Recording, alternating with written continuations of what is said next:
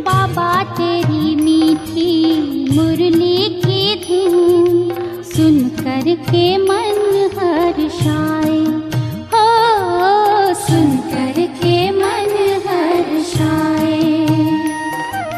बाबा तेरी मीठी मुरली की धुन सुन कर के मन हर्षाए, हो सुन कर के मन हर्षाए।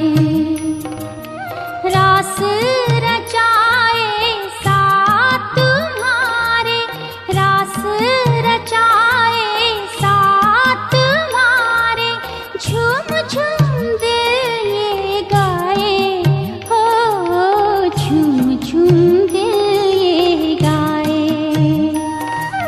बाबा तेरी मीठी मुरली की धुन सुन कर के मन हर्षाए, हो सुन कर के मन हर्षाए।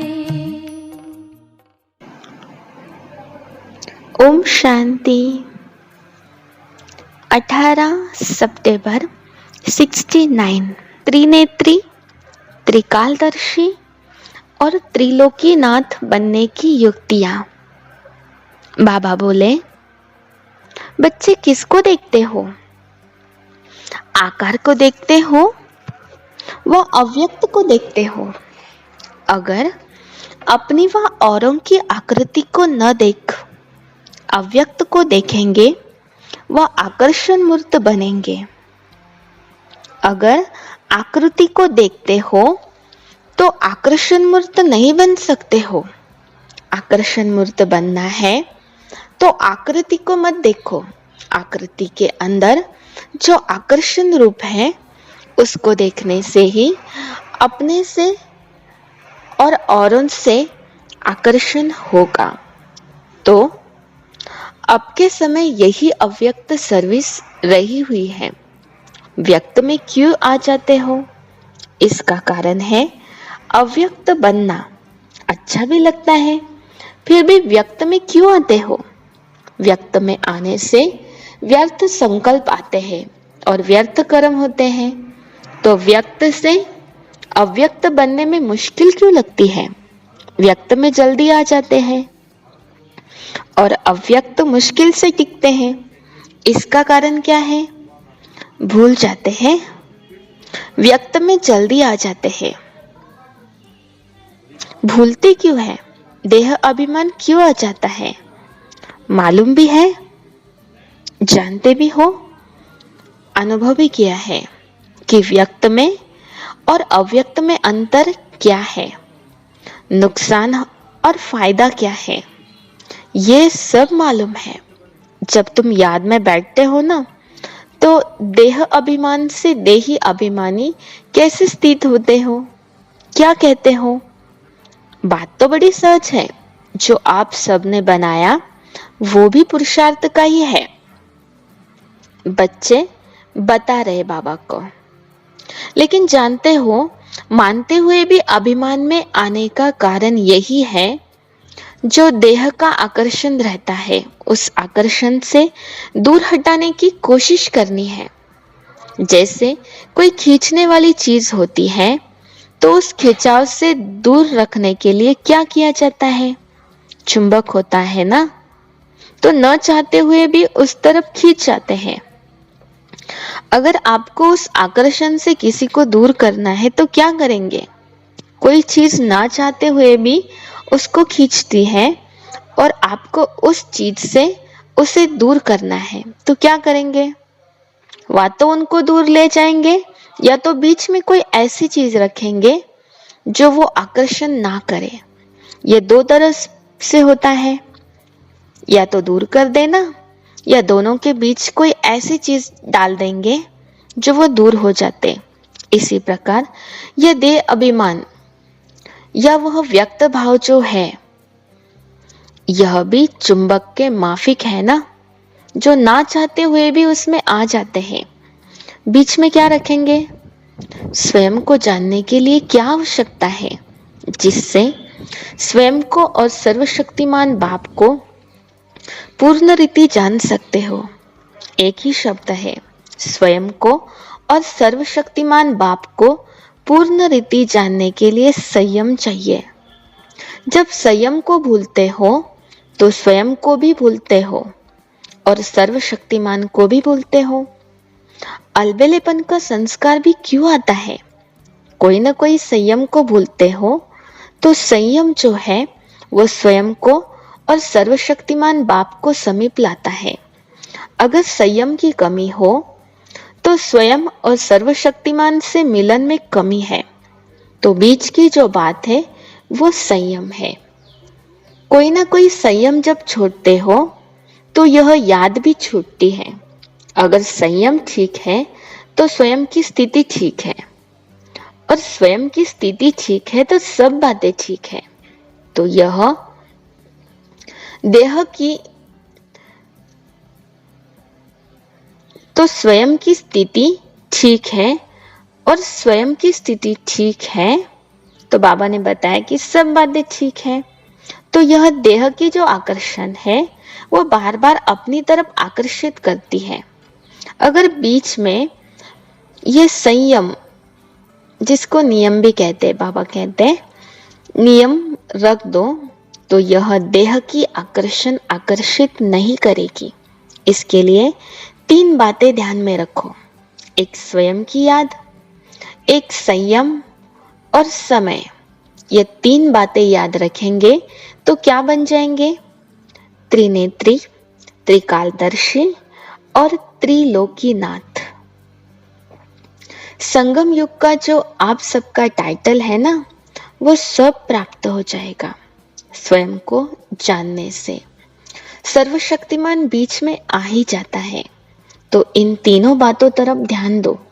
कोई भी चित्र को देखते हो, चित्र अर्थात शरीर, तो चित्र को नहीं देखो, लेकिन चित्र के अंदर जो चैतन्य है उसको देखो, और उस चित्र के जो चरित्र है उन चरित्रों को देखो। चेतन और चरित्र को देखेंगे तो चरित्र तरफ ध्यान जाने से तो चित्र अर्थात देह के भान से दूर हो जाएंगे। एक एक में कोई ना कोई चरित्र जरूर है, क्योंकि ब्राह्मण कुलभूषण ही चरित्रवान है। सिर्फ एक बाप का ही चरित्र नहीं है, लेकिन बाप के साथ जो भी मददगार है उनकी भी हर एक की चलन चरित्र है। तो चरित्र को देखो और चेतन व विचित्र को। तो यह कहे विचित्र और चरित्र, अगर ये दो बातें देखो तो देह की आकर्षण जो ना चाहते हुए भी खींच लेती है वो दूर हो जाएगी। वर्तमान समय यही मुख्य पुरुषार्थ होना चाहिए। जबकि आप लोग कहते ही हो कि हम बदल चुके हैं, तो फिर ये सब बातें जरूर बदलनी चाहिए। फिर पुराने संस्कार, फिर ये पुरानी बातें क्यों? अपने को बदलने के लिए पहले ये जो भाव है उस भाव को बदलने से सब बातें बदल जाएगी। आसक्ति में आ जाते हैं ना, तो आसक्ति के बजाय अगर अपने को शक्ति समझो तो आसक्ति समाप्त हो जाएगी। शक्ति ना समझने से अनेक प्रकार की आसक्ति आती है। कोई भी आसक्ति, चाहे देह की, चाहे तो देह के पदार्थों की, कोई भी आसक्ति उत्पन्न हो तो उस समय यही याद रखो कि मैं शक्ति हूं। शक्ति में फिर आसक्ति कहाँ? आसक्ति के कारण उस स्थिति में आ नहीं सकते हैं। तो आसक्ति को खत्म कर दो। इसके लिए यही सोचो कि मैं शक्ति हूं। माताओं को विशेष कौन सा विघ्न आता है? बच्चे बता रहे बाबा मोह का। बाबा बोले मोह किस कारण आता है? मोह मेरा से होता है, लेकिन आप सबका वायदा क्या है? शुरू में आप सब जब आए तो आपका वायदा क्या था? मैं तेरी तो सब कुछ तेरा। पहला वायदा ही ये है, मैं भी तेरी और मेरा सब कुछ तुम्हारा। सो फिर भी मेरा कहां से आया? मेरे को तेरे में मिला देते हो। इससे क्या सिद्ध हुआ कि पहला वायदा ही भूल जाते हो। पहला पहला वायदा ही यह सब कहते हैं, जो कहोगे वो करेंगे, जो खिलाएंगे जहां बिठाएंगे। ये जो वायदा है वो वायदा याद है? तो तुमको अव्यक्त वतन में बिठाते हैं, तो आप फिर व्यक्त में क्यों आ जाते हो? वायदा तो ठीक नहीं निभाया। वायदा है जहां बिठाएंगे वहां बैठेंगे। बाप ने तो कहा नहीं है कि व्यक्त वतन में बैठो। व्यक्त में होते अव्यक्त में रहो। पहला पहला पाठ ही भूल जाएंगे तो फिर ट्रेनिंग क्या करेंगे? ट्रेनिंग में पहला पाठ तो पक्का करवाओ। यह याद रखो कि जो वायदा किया है उसको निभाकर दिखाएंगे। जो माताएं ट्रेनिंग में आई हुई हैं, आप सब सरेंडर हो। जब सरेंडर हो चुके हो तो फिर मोह कहां से आया? बाबा ने विशेष माताओं की ट्रेनिंग कराई थी। जब कोई जलकर खत्म हो जाता है तो फिर उसमें कुछ रहता है? कुछ भी नहीं। अगर कुछ है तो इसका मतलब तीर तो नहीं लगा। लेकिन पूरे क्या मतलब है? तीर लगा है? हाँ बाबा, तीर लगा है, लेकिन पूरे जले नहीं है, मरे हैं, जले नहीं है। रावण को भी पहले मारते फिर जलाते हैं। तो मरजीवा बने हो परंतु जलकर एकदम खाक बन जाए, वो नहीं बने हैं। सरेंडर का अर्थ तो बड़ा है। मेरा कुछ रहा ही नहीं। सरेंडर हुआ तो तन मन धन सब कुछ अर्पण। जब मन अर्पण कर दिया तो उस मन में अगर अपने अनुसार संकल्प उठा ही कैसे सकते हो? तन से विकर्म कर ही कैसे सकते हो? और धन को भी विकल्प अथवा व्यर्थ कार्यों में लगा ही कैसे सकते हो? इससे सिद्ध है कि देकर फिर वापस ले लिया। जबकि तन मन धन दे दिया तो मन में क्या चलना है वो भी श्रीमत मिलती है। तन से क्या कार्य करना है वो भी मत मिलती है। धन से क्या करना है सो भी मालूम है। जिनको दिया उनकी मत पर ही चलना है, चलना होगा। जिसने मन दे दिया उनकी अवस्था क्या होगी? मन मना भव। उसका मन वहां ही लगा रहेगा। इस मंत्र को कभी भूलेंगे नहीं। जो मन मना भव होगा उसमें मोह हो सकता है, तो मोहजीत बनने के लिए अपने वायदे याद करो।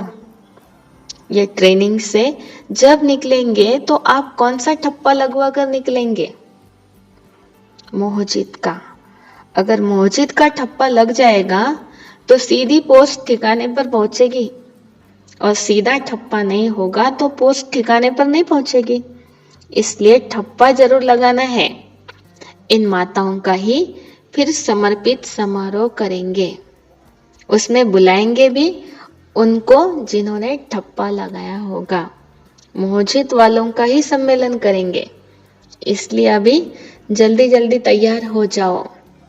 बाबा ने माताओं को बहुत सुंदर